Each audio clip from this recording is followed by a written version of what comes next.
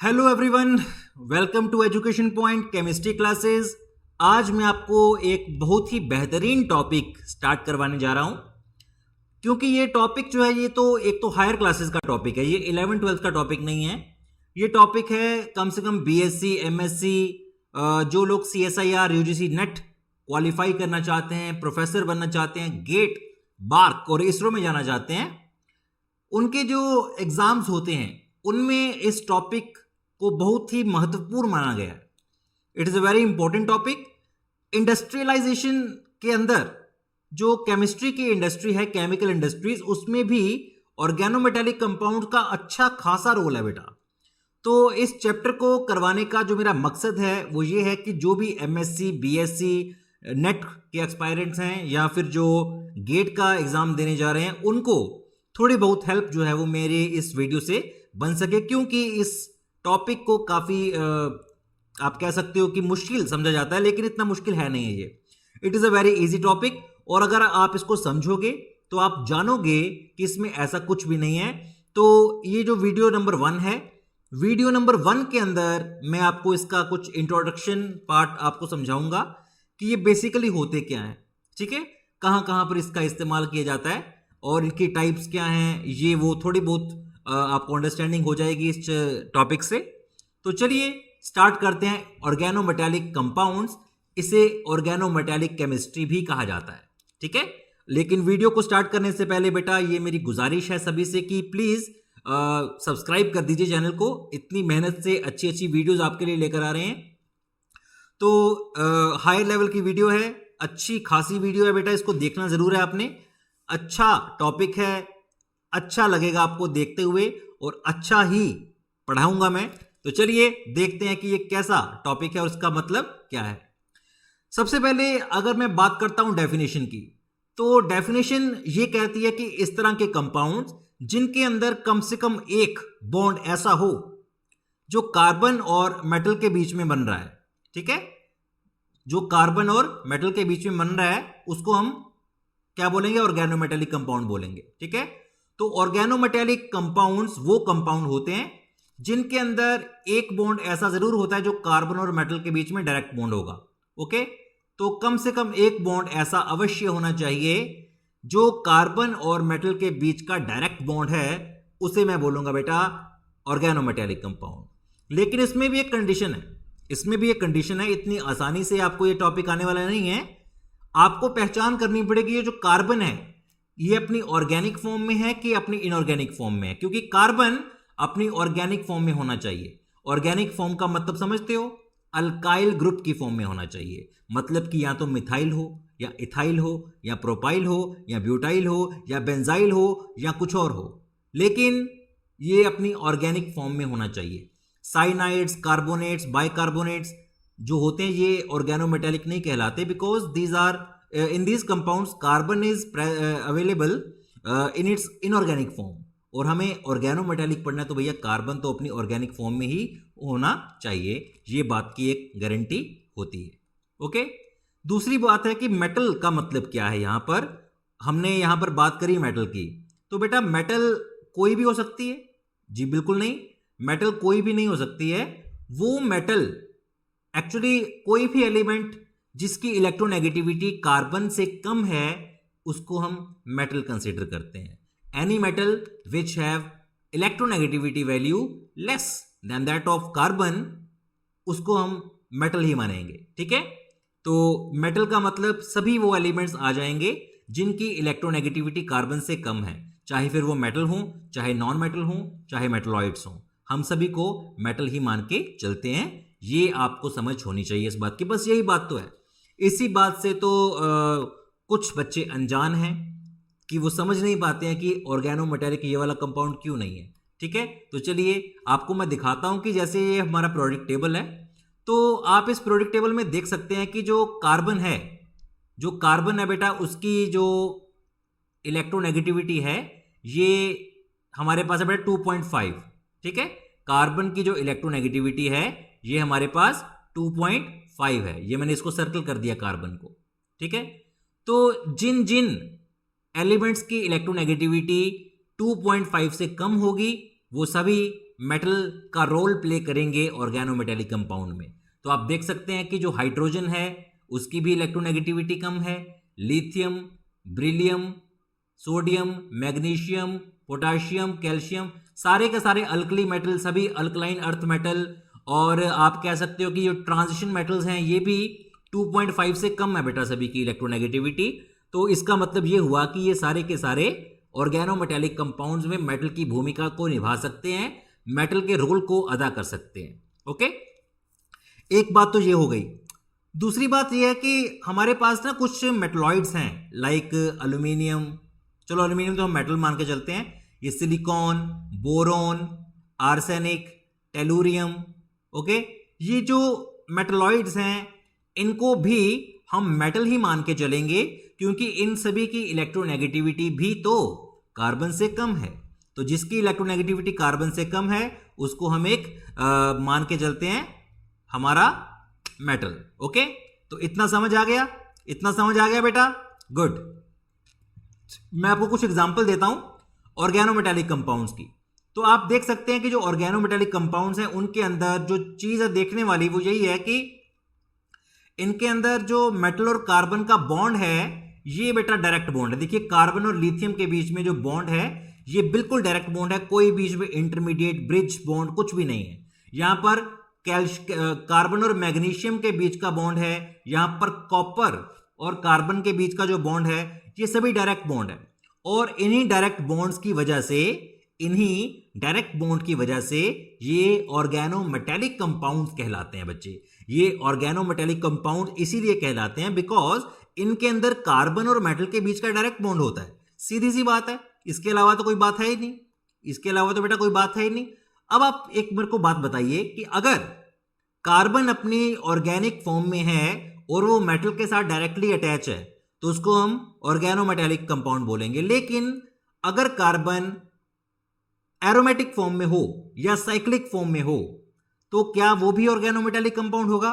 तो बेटा इसका जवाब है एब्सोल्युटली यस, क्योंकि चाहे कार्बन अपनी साइक्लिक फॉर्म में रहे, चाहे एलिफेटिक हो, चाहे एरोमेटिक हो, वो ऑर्गेनोमेटेलिक कंपाउंड बना सकता है। आपके सामने ये जो कुछ मेरे से नीचे आपको नजर आ रहे होंगे कुछ कंपाउंड्स, तो ये जो कंपाउंड्स हैं बेटा ये एरोमेटिक कार्बन की से बने हुए हैं, ठीक है, जैसे कि फेरोसिन हो गया या रुथेनियम का कंपाउंड है। तो ये सारा कुछ बेटा ऑर्गेनोमेटेलिक केमिस्ट्री के अंदर ही आता है। अब बात करते हैं कार्बन और मेटलॉइड बॉन्ड की। अगर कार्बन का बॉन्ड मेटलॉइड के साथ बन रहा है और उस मेटलॉइड की, जैसे कि मैंने अभी बात की बोरोन, सिलिकॉन, टिन, लेड वगैरह, जो लेड की बात नहीं करेंगे हम, टेलुरियम वगैरह, उनके अंदर जो इलेक्ट्रोनेगेटिविटी है वो कार्बन से कम है। अगर उनकी इलेक्ट्रोनेगेटिविटी कार्बन से कम है तो वो भी ऑर्गेनोमेटेलिक कंपाउंड ही कहलाएंगे।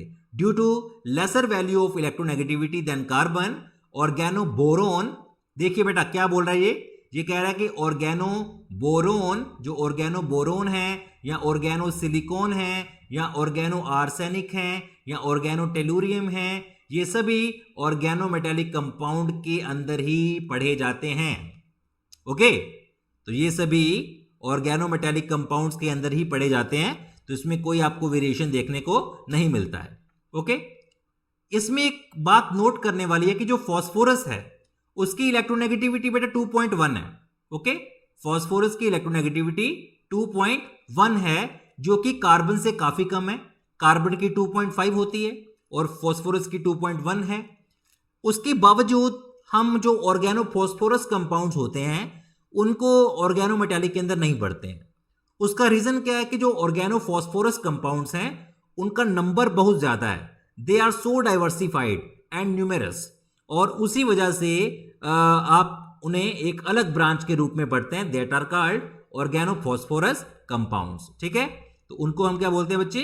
ऑर्गेनोफॉस्फोरस कंपाउंड बोलते हैं, और वो एक अलग कैटेगरी है, उसको ऑर्गेनोमेटेलिक के अंदर स्टडी नहीं किया जाता है। कुछ बातें जो नोट करने वाली है वो ये है कि जो कार्बोनिल कंपाउंड्स होते हैं, कार्बोनिल कंपाउंड्स का तो आपको पता ही होगा बेटा, कार्बोनिल कंपाउंड्स कभी भी जैसे कि मैं कह सकता हूं कार्बोनिल कंपाउंड, जैसे मेरे पास ये कंपाउंड है Fe, ये एक आयरन है, ये कार्बोनिल के साथ इसका बॉन्ड है, ठीक है, जैसे ये कंपाउंड बन गया, तो ये कार्बोनिल कंपाउंड है, बट उसके बावजूद ये ऑर्गेनोमेटेलिक कंपाउंड नहीं बनेगा, ठीक है, क्योंकि चाहे इसमें मेटल और कार्बन का डायरेक्ट बॉन्ड हो भी, लेकिन जो कार्बन है वो अपनी ऑर्गेनिक फॉर्म में नहीं है बल्कि इनऑर्गेनिक फॉर्म में है, और इसी वजह से हम इसको ऑर्गेनोमेटेलिक नहीं मान के चलते हैं, ठीक है, इट इज नॉट ऑर्गेनोमेटेलिक। तो जितने भी कार्बोनिल कंपाउंड्स होंगे, जैसा कि मैंने आपको बना के दिखाए हैं अभी, ये बेटा कभी भी ऑर्गेनोमेटेलिक के अंदर स्टडी नहीं किए जाते हैं, क्योंकि कार्बन अपनी इनऑर्गेनिक फॉर्म में होता है, ऑर्गेनिक फॉर्म में नहीं होता है। सिमिलरली जो साइनाइड्स या कार्बाइड्स होते हैं, तो उनको भी हम ऑर्गेनोमेटेलिक कंपाउंड नहीं मान के चलते हैं। सीधी सी बात है कि उसके अंदर भी कार्बन जो है वो ऑर्गेनिक फॉर्म में नहीं है, वो भी इनऑर्गेनिक फॉर्म में है। तो that is why these elements are also these compounds are also not organometallic compounds. मजा आ रहा है पढ़ने में? Very good. आगे बेटा ये देख लीजिए कि ये जो साइनाइड्स होता है, इसके अंदर सोडियम कैटाइन और साइनाइड एनाइन के अंदर का जो कार्बन है ये अपनी ऑर्गेनिक फॉर्म में नहीं है, it is present in inorganic form, that is why they are not included in organometallic chemistry. आगे बात करते हैं बेटा क्लासिफिकेशन ऑफ ऑर्गेनोमेटेलिक्स की। क्लासिफिकेशन इसकी कई तरीके से की जा सकती है। अगर मैं सिंपल उसकी कॉम्पोजिशन के आधार पर देखूं तो ऑर्गेनोमेटेलिक कंपाउंड दो तरह के होते हैं। एक होते हैं simple organometallic compounds. Simple organometallic compounds जैसे कि जिसमें सिर्फ और सिर्फ हमारे पास हाइड्रोकार्बन हो या हाइड्रोजन हो, उसके अलावा कुछ ना हो। फॉर एग्जांपल मेरे पास है बेटा अगर डाईमिथाइल लिथियम, ठीक है, अगर मेरे पास है डाईमिथाइल लिथियम, तो आप देख सकते हैं कि ये हमारे पास सिर्फ एक ही तरह का हाइड्रोकार्बन है, दैट इज मिथाइल, तो ये सिंपल हो जाते हैं। लेकिन एक होते हैं हमारे पास मिक्स्ड ऑर्गेनोमेटेलिक कंपाउंड। अब ये मिक्स्ड ऑर्गेनोमेटेलिक कंपाउंड्स क्या हैं? The organometallics in which groups other than hydrocarbon radicals are also attach, ठीक है, जैसे कि मेरे पास बेटा ग्रिगनार्ड रेजेंट है CH3 Mg और यहां पर लगा दिया मैंने Br, तो ये जो Br है ये हैलोजन है और ये जो है ये अल्काइल ग्रुप है। तो इसमें एक से ज्यादा चीजें जुड़ी हुई हैं मेटल के साथ, जबकि इसमें एक ही प्रकार का जुड़ा था हमारे पास अल्काइल ग्रुप। तो दैट इज व्हाई इन्हें हम सिंपल ऑर्गेनोमेटेलिक कंपाउंड्स बोलते हैं और इसको हम मिक्स्ड ऑर्गेनोमेटेलिक कंपाउंड्स बोलते हैं। इसमें कोई झगड़े वाली बात तो है ही नहीं। इसी तरह से हमारे पास एक और कैटेगरी आती है बेटा मेटल की टाइप से। अगर हमारे पास जो मेटल है वो मेन ग्रुप से निकल करके आती है, मेन ग्रुप का मतलब तो आप सभी को पता ही होगा। मेन ग्रुप का मतलब होता है S ब्लॉक और P ब्लॉक के एलिमेंट्स। अगर मेटल S ब्लॉक और P ब्लॉक वाला है तो उसको हम बोलेंगे मेन ग्रुप ऑर्गेनोमेटेलिक्स, और अगर मेटल D और F ब्लॉक से निकल करके आया है तो उसको हम transition metal organic compound, inner transition metal organic compound भी बोलते हैं, या फिर इसको D and F block organometallic compound बोलेंगे। फॉर एग्जांपल ये फेरोसिन है, फेरोसिन में आपको नाम से पता चल रहा है कि आयरन होगा। डाईमिथाइल कैडमियम, डाईमिथाइल कैडमियम कुछ इस तरह से नजर आता है, ये कुछ इस तरह से, तो इसमें जो कैडमियम है ये D ब्लॉक का एलिमेंट है। यूरेनोसिन, यूरेनोसिन के अंदर यूरेनियम होता है, तो ये D और F ब्लॉक के एलिमेंट से बनता है। सिमिलरली अगर मैं देखूं मेन ग्रुप में तो यहां पर है मिथाइल लिथियम यानी कि CH3Li, तो ये क्या हो गया बेटा, ये हो गया मिथाइल लिथियम। इसी तरह से मिथाइल मैग्नीशियम ब्रोमाइड जिसको हम ग्रिगनार्ड रेजेंट बोलते हैं, ओके, तो ये सभी क्या हैं, ये इनमें वो जो मेटल है, इनमें जो मेटल है वो S और P ब्लॉक से निकली हुई है। जैसे टेट्रा मिथाइल लेड है मेरे पास, ठीक है, टेट्रा मिथाइल लेड या टेट्रा इथाइल लेड कुछ भी हो, लेड तो है ना, तो लेड क्या है बेटा, lead belongs to P block elements. तो इस तरह से हम इनको इस तरह से भी बांट सकते हैं, तो आपको इसमें भी कोई दो राय नहीं होनी चाहिए। अगर बेटा कोई चीज क्लियर नहीं होती है तो आप कमेंट करके पूछ सकते हो, अगर क्लियर हो रहा है तो दैट इज वेरी गुड। आगे चलते हैं। आगे बेटा एक बड़ा इंपॉर्टेंट टॉपिक है इसका, हैप्टिसिटी। हैप्टिसिटी को ग्रीक लेटर ईटा के साथ डिनोट किया जाता है, हैप्टिसिटी। हैप्टिसिटी होता क्या है कि किसी ऑर्गेनोमेटेलिक कंपाउंड में कितने कार्बन जुड़े हुए हैं मेटल के साथ, उसके नंबर को हम हैप्टिसिटी बोलते हैं। The number of carbon atoms of an organic ligand which are directly attached to the metal in an organic compound is called hapticity. Okay, उसको हम हैप्टिसिटी बोलते हैं। तो हैप्टिसिटीज ऑर्गेनोमेटेलिक कंपाउंड्स में 1 से लेकर के 8 तक बेटा देखी जाती हैं, ठीक है, 1 से लेकर 8 तक, 1 to 8, 1 से लेकर 8 तक इसकी जो हैप्टिसिटीज की वैल्यूज है वो ऑर्गेनोमेटेलिक कंपाउंड में होती हैं। 8 से ज्यादा का नहीं दिखा गया अभी आज तक, ठीक है, 8 तक ही इसके होते हैं। तो चलिए देखते हैं कि कौन कौन सी टाइप है इनकी हैप्टिसिटी के अकॉर्डिंग। तो बेटा हमारे पास सबसे पहले आते हैं मोनोहैप्टो। मोनोहैप्टो का मतलब जिसकी हैप्टिसिटी 1 होती है। मोनो का मतलब जिसकी हैप्टिसिटी कितनी होती है, 1 होती है। और इसकी एग्जांपल आपके सामने है कि देखिए जो मेटल है वो डायरेक्टली अटैच है सिर्फ एक कार्बन से। अगर मैं यहां पर मेटल लगा देता हूं, ये मैंने मेटल लगा दिया इस कंपाउंड के अंदर, तो मेटल के साथ सिर्फ एक ही कार्बन डायरेक्टली लिंक होगा। इसी तरह से डाईहैप्टो के केस में क्या ये प्लैटिनम है और प्लैटिनम के साथ 2 कार्बन डायरेक्टली लिंक्ड है, ठीक है, यानी कि इथाइल ग्रुप डायरेक्टली लिंक्ड है, तो it will be act as dihapto, ठीक है, और इसका नाम है जीजेस सॉल्ट, ये लिखा हुआ है जीजेस सॉल्ट। इसी तरह से ट्राईहैप्टो लिगेंड, ट्राईहैप्टो में आप देख सकते 3 कार्बनों वाला ग्रुप है वो डायरेक्टली अटैच होगा मेटल के साथ, ठीक है। इसी तरह से 4, ये देखिए मैंगनीज डायरेक्टली 4 कार्बन से जुड़ा हुआ है, ठीक है। तो टेट्राहैप्टो, पेंटाहैप्टो, हेक्साहैप्टो, इस तरह की चीजें जो है बेटा वो चलती रहेंगी। और जितने ज्यादा कार्बन जुड़े हैं मेटल के साथ डायरेक्टली या क्लोजली अटैच हैं तो उनको हम हैप्टिसिटी बोलते हैं, ठीक है। इसी तरह से बेटा हैप्टिसिटी है हेप्टाहैप्टो की, ठीक है। हेप्टाहैप्टो देखिए कैसा नाम है, हेप्टाहैप्टो, इसमें 7 कार्बन क्लोजली अटैच होते हैं मेटल के साथ।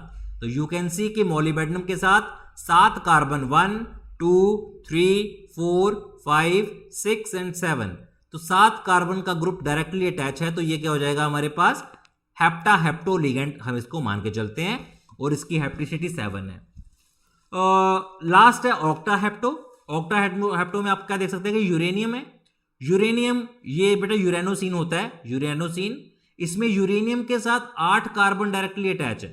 तो और इसको लिखने का तरीका क्या होता है कि इसकी हैप्टिसिटी भी साथ में लिखी जाती है इसके नाम के साथ, जैसे कि हमने यहां पर लिख दिया N8, N ने मतलब ईटा, ओके, तो ये हमें इस चीज के बारे में दर्शाता है।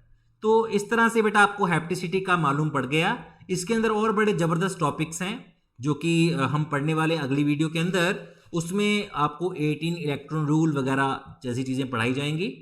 तो ऑर्गेनोमेटेलिक कंपाउंड्स के बारे में आपने पढ़ लिया, इसका जरूरत क्या पड़ता है हमें, इसकी क्या एप्लीकेशंस हैं, मतलब इसकी एप्लीकेशंस क्या हैं। तो बेटा देखिए कि इनको हम एज अ कैटलिस्ट यूज कर सकते हैं, जैसे कि वेनेडियम पेंटाऑक्साइड, वेनेडियम पेंटाऑक्साइड नहीं आएगा यहाँ पर, जिगलर-नाटा कैटलिस्ट, ये एक ऑर्गेनोमेटेलिक कंपाउंड है और इसकी पॉलीमराइजेशन के अंदर जरूरत पड़ती है। ग्रिगनार्ड रेजेंट, जो ग्रिगनार्ड रेजेंट है ये बेटा एक ऑर्गेनोमेटेलिक कंपाउंड है, CH3MgBr, ये वेनेडियम पेंटाऑक्साइड नहीं आएगा बेटा, इसको मैं यहां पर कट कर रहा हूं, ठीक है। इसकी जगह पर है जिगलर-नाटा कैटलिस्ट जो कि पॉलिथीन बनाने में हेल्प करता है। और ये एंटी नॉकिंग एजेंट, यानी कि जो स्कूटर, मोटरसाइकिल, ऑटोमोबाइल्स के अंदर जो शोर शराबा होता है उसको कम करने के लिए उसके अंदर डाले जाते हैं एंटी नॉक एजेंट। और जो एंटी नॉक एजेंट है उसमें आता है TEL, मतलब टेट्रा इथाइल लेड, इसको TEL भी कहा जाता है। तो टेट्रा इथाइल लेड का भी इस्तेमाल होता है as an anti knocking agent. तो ये थी कुछ जानकारी ऑर्गेनोमेटेलिक कंपाउंड्स के बारे में।